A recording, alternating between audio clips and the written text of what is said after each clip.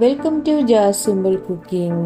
இன்றைக்கி நாம் Oreo biscuit வச்சு மோதக் எப்படி செய்கிறதுன்னு பார்க்கலாம். இது ரொம்ப ஈஸியாக பண்ணிடலாம்.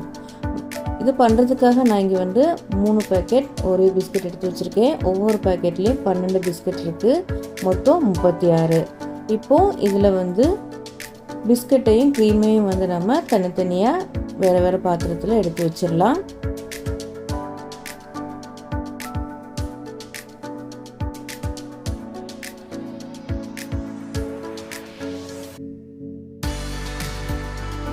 இப்போ க்ரீமையும் பிஸ்கட்டையும் தனித்தனியாக எடுத்து வச்சாச்சு. இப்போ இந்த பிஸ்கட்டை சின்ன சின்னதாக உடைச்சி நம்ம இது மிக்ஸி ஜாருக்கு மாற்றி நல்லா பவுடர் பண்ணிக்கலாம்.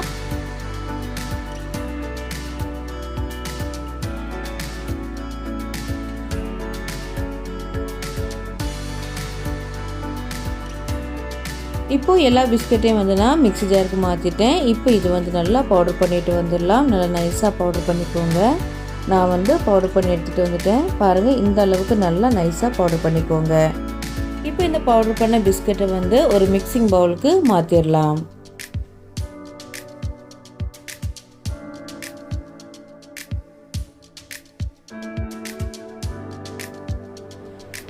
இப்போ இதில் பால் சேர்த்து நல்லா சப்பாத்தி மாவு பதத்துக்கு பிசைஞ்சிடலாம்.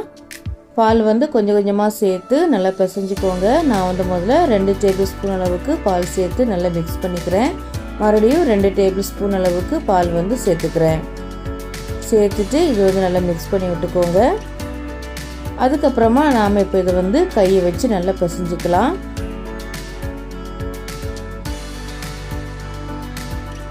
பிசைஞ்சு பார்த்துட்டு பால் தேவைப்பட்டுச்சுன்னா மறுபடியும் சேர்த்துக்கலாம். நான் மறுபடியும் 1 டேபிள் ஸ்பூன் அளவுக்கு பால் சேர்த்துருக்கேன். நான் காய்ச்சி ஆற வச்ச பால் தான் சேர்த்துருக்கேன். பாருங்கள், இப்போ இது நல்லா பிசைஞ்சு எடுத்தாச்சு. இப்போ இது சைடில் இருக்கட்டும். இப்போ தனியாக எடுத்து வச்சுருந்த க்ரீமில் 4 டேபிள் ஸ்பூன் அளவுக்கு டெசிகேட்டட் கோகனட் நான் சேர்த்துக்கிறேன். சேர்த்துட்டு இப்போ இது நல்லா மிக்ஸ் பண்ணி விட்டுடலாம்.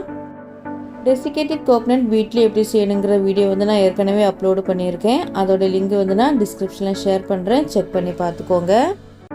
இப்போ இது நல்லா மிக்ஸ் பண்ணியாச்சு. இது கொஞ்சம் லூஸாக இருந்துச்சுன்னா நீங்கள் எக்ஸ்ட்ரா டெசிகேட்டட் கோகனட் சேர்த்து நல்லா மிக்ஸ் பண்ணிக்கலாம். அதுக்கப்புறமா இப்போ மோதக்கோட ஷேப் பண்ணுறதுக்காக நான் பிளாஸ்டிக்கில் உள்ள இந்த மாதிரியான மோதக் அச்சு எடுத்திருக்கேன். இப்போ இதில் எண்ணெய் தடவி விட்டுக்கலாம். இப்போ இது மூடிட்டு இப்போ இதில் நம்ம ஏற்கனவே ரெடி பண்ணி வச்சுருக்கிற பிஸ்கட் கலவையிலேருந்து கொஞ்சம் போல் எடுத்து நல்லா உருண்டை பிடிச்சிட்டு இதுக்குள்ளே வைக்கலாம். அதுக்கப்புறமா அதோட ஓரங்களில் நல்லா ப்ரெஸ் பண்ணி விட்டுக்கோங்க.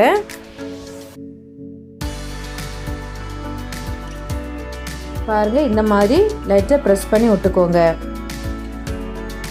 அதுக்கப்புறமா இதில் அந்த க்ரீம் கலவையிலேருந்து கொஞ்சமாக எடுத்து இதுவும் லைட்டாக உருண்டை பிடிச்சிட்டு நாம் இது அந்த அச்சுக்குள்ளே வச்சிடலாம்.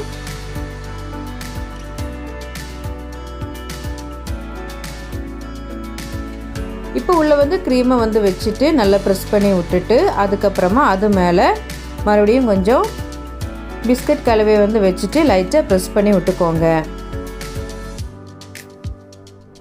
இப்போ நாம் இது ஓப்பன் பண்ணி பார்த்துடலாம்.